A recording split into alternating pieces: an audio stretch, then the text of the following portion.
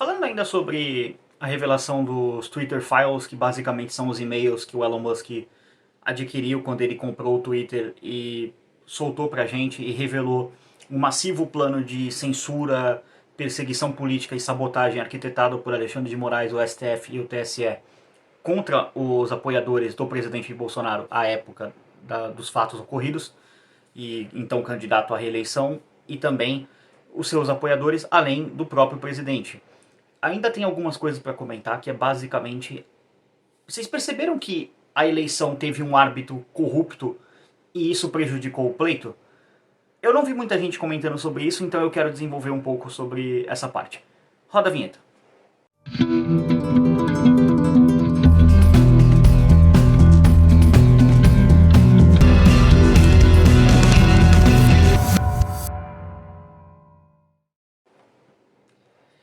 E aí pessoal, beleza? Bem-vindos ao canal Libertário 013, o meu nome é Caio. Esse é um canal austro-libertário que eu falo sobre economia, filosofia, política e ética por essa perspectiva.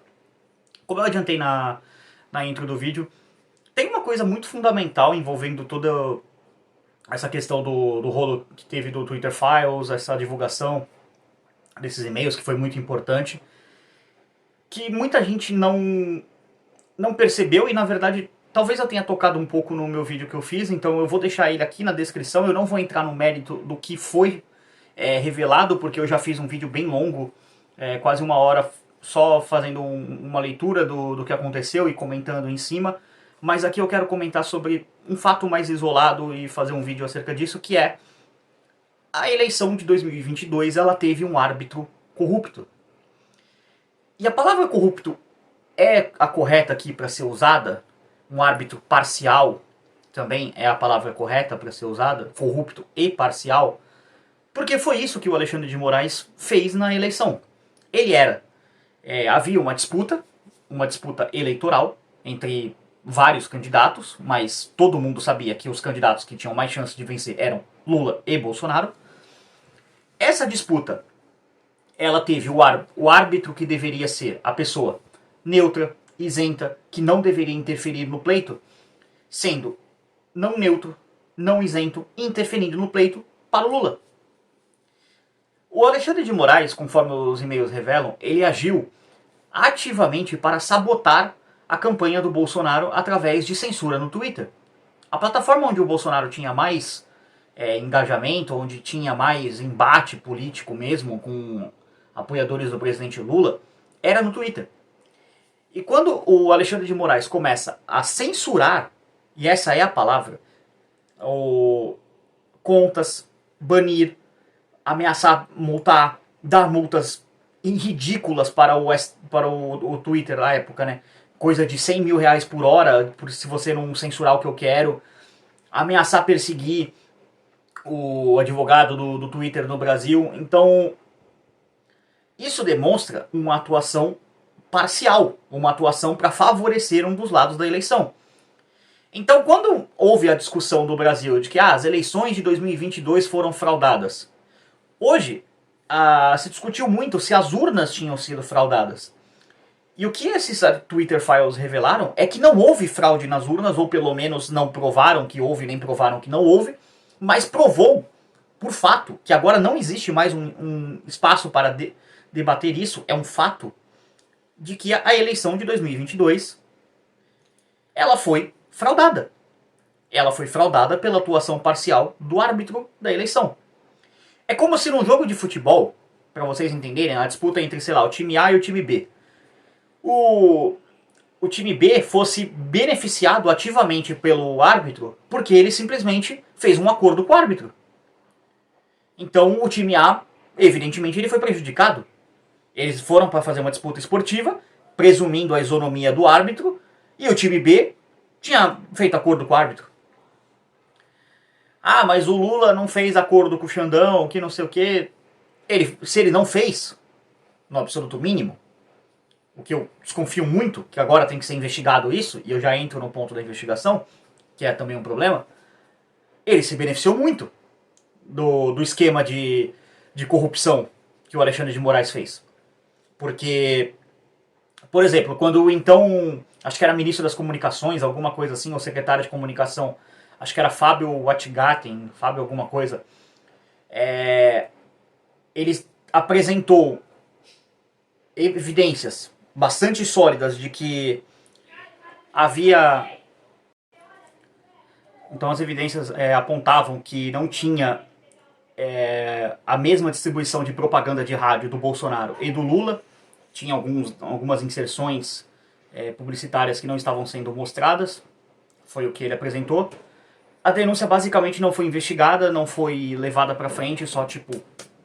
dane-se, porque se realmente tivesse o caso, de novo, o árbitro da disputa estava atuando ativamente para poder favorecer uma das candidaturas. Então, a eleição de 2022 ela não ocorreu sob um ambiente de justiça. O que nos leva ao seguinte ponto. Quem ministra, quem arbitra, na verdade, as eleições no Brasil é o Tribunal Superior Eleitoral. Quem teria que fazer a correção dos atos de 2022, e aí levanta-se uma pergunta, que é uma dúvida bastante pertinente. Se fosse um ambiente em que a eleição ocorresse de maneira limpa, de maneira honesta, com um árbitro justo, não corrupto e imparcial, que não foi o que aconteceu, quem seria o vencedor dessa eleição? Porque levanta-se a pergunta, será que seria o mesmo vencedor? Será que o Lula seria o vencedor da eleição, se fosse o caso? Será que o Bolsonaro não teria vencido a eleição? Será que de repente a eleição não teria acabado no primeiro turno, com a vitória de um ou outro candidato? Ou será que até um terceiro candidato não venceria a eleição? Nós não sabemos. Essas são perguntas que ficam sem respostas. E a única pessoa, a única entidade nesse país que pode dar a resposta para isso é o TSE. O TSE é o mesmo órgão que ativamente se aliou ao STF e a um dos candidatos, no caso o candidato Lula, à época candidato, hoje infelizmente presidente do Brasil, ele ativamente, esse órgão junto com Lula e o STF, o que ficou sendo chamado na eleição de chapa PT, STF, TSE, basicamente se aliou ao Lula. Isso nos levanta a questão. Esse mesmo TSE, que agiu de maneira parcial, ele vai ter que investigar os seus próprios atos, de novo, de maneira parcial, ou pelo menos de um dos seus membros, e levanta-se a pergunta também, o quão complacente foram os outros membros com a atuação parcial e corrupta do ministro Alexandre de Moraes. Essa é a palavra, ele foi corrupto, ele corrompeu a eleição, essa é a palavra. Se o Lula venceria do mesmo jeito, se o Bolsonaro venceria, isso não está em questão, mas fica-se a dúvida. A dúvida está a postos, está posta, está na mesa, e é razoável, dado o cenário atual. Esse mesmo TSE vai investigar os seus próprios atos? E se o Bolsonaro, por exemplo, ou alguém que com essa massiva prova apresentar os fatos, sei lá, à Suprema Corte, ao STF, aí você imagina um absurdo que o ministro Alexandre de Moraes do STF vai ter que investigar se as condutas do ministro Alexandre de Moraes no TSE foram inadequadas. A pergunta vai ser, Xandão discorda de Xandão? Por motivos lógicos, as pessoas tendem a não discordar de suas próprias ideias. Então a resposta para isso é não. Ele não vai discordar. Então, vocês estão percebendo a gravidade disso? O tribunal que deveria ser o árbitro, na figura do seu presidente, o Alexandre de Moraes, ele agiu deliberadamente e repetidas vezes para corromper a eleição, de modo a prejudicar um dos candidatos, perseguindo seus apoiadores digitalmente. Como que num ambiente desses teremos justiça, aplicação isonômica da lei, o devido processo legal, quando o corruptor da eleição será aquele que irá julgar o recurso contra quem foi vítima dessa corrupção, no caso, a chapa do presidente Bolsonaro à época, agora ex-presidente da República. Como que a chapa, a campanha do presidente Bolsonaro à época, ele pode chegar e apresentar um argumento, uma peça jurídica usando os Twitter Files como prova, e tentar, de alguma forma, anular aquele pleito, fazer uma nova eleição, quando, para quem ele está pleiteando um novo pleito e uma nova eleição, a anulação daquele pleito e uma nova eleição, é quem corrompeu a eleição em primeiro lugar. Me digam como que, logicamente, isso vai poder ser um julgamento justo. Como que Xandão vai discordar de Xandão? Ah, mas agora não é mais o Xandão, é a Rosa Weber. É alinhada com ele. Sempre vota junto com ele nas barbáries que ele comete no STF. Então, o que nós estamos diante no Brasil é do que é entendido como democracia, que não é o que eu defendo como democracia, mas aquela questão de pesos e contrapesos, balanços e tudo mais, freios e contrapesos, né, como eles chamam, cada poder respeita o seu e tudo mais, isso acabou no Brasil. Então aquele tal Estado democrático de direito que tanto falam no Brasil, acabou. Com uma eleição que foi corrompida por um corrupto chamado Alexandre de Moraes, é preciso dizer isso, é preciso apontar isso, apesar de que apontar isso pode me colocar numa situação complicada, mas a verdade precisa ser dita e defendida. O Alexandre de Moraes é um corrupto que sabotou a eleição de 2022. Como que nós vamos ter uma garantia de que as coisas vão correr na sua normalidade? Porque agora a própria presidência do Lula é colocada em xeque. Eu não estou colocando assim que ele não deveria estar no cargo, não estou entrando no mérito da questão dele ser um ladrão condenado que foi descondenado por amigos supremos. Eu não estou entrando nesse mérito. Mas digamos que tenha razão e ele tenha sido realmente inocentado. Digamos, tá? Digamos, eu não acredito nisso. Mas ele se beneficiou de um esquema de corrupção que colocou ele na presidência. Aparentemente. Porque fica a dúvida. Novamente. Em um ambiente em que não houvesse um árbitro corrompendo as eleições, um árbitro corrupto, parcial e não isonômico, o Lula teria vencido essa eleição? Manifeste isso aqui no comentário. Quero saber a opinião de vocês. O que nos leva ao ponto final desse vídeo. Não há justiça com o Estado. O Estado é a definição da injustiça. Como que o Bolsonaro ele vai poder obter justiça sendo que ele vai recorrer para o tribunal que corrompeu a eleição que ele disputou? Não há justiça. Então, o que teria que ter, nesse caso, seria um tribunal arbitral, um tribunal isento, um tribunal que olhasse para os fatos e apontasse uma decisão. Esse tribunal, infelizmente, no Brasil, ele inexiste. Não tem. Então, o Bolsonaro, simplesmente, ele não tem a quem recorrer. É aquela velha questão. Quando estamos numa ditadura do judiciário, é a pior possível, porque contra ela não há quem recorrer.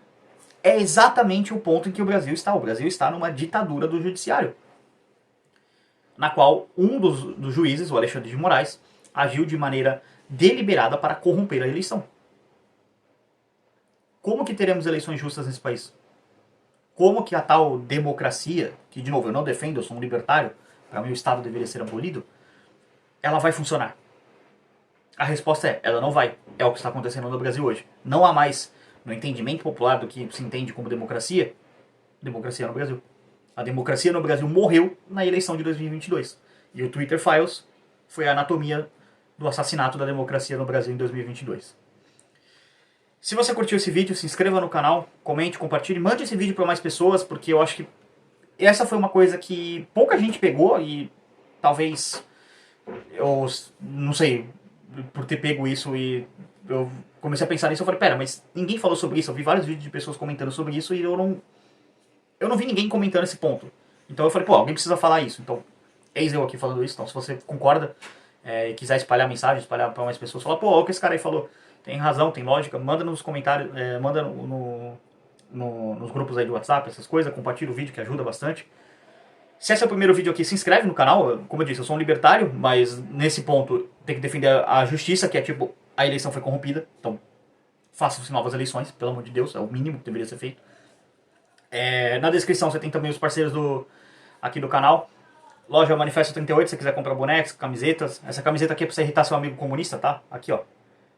Imposto é roubo, sonegar legítima defesa e fascismo é coisa de comunista. Isso aqui vai irritar eles, tá? Então compre uma camisa, tá? E o link na descrição. Instagram da Manifesto 38. Na descrição também a Ana, minha designer de thumbs, que é quem cuida da parte gráfica do canal e do Instagram também. Então todos os posts, todas as artes, você vê tudo no Instagram lá, é tudo ela quem faz.